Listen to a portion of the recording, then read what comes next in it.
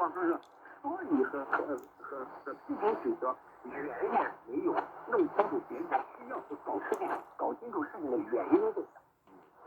但是沟通上要有一下孩子的需要，搞清楚事情的原因，到底是什么情况导致了这种事情？然后你这么做的需要是什么？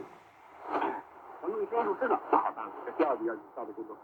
第三个，一定要刚才我说要提出关系，要正向的谈论事情，而不是以惩罚为目的，是让孩子以此为戒。我们能有什么办法能够离开这个东西，而不是把这个东西作为一个惩罚来弄，要积极起下。把这3步做到了以后，基本上能在这个事情上有一个比较理想的结果。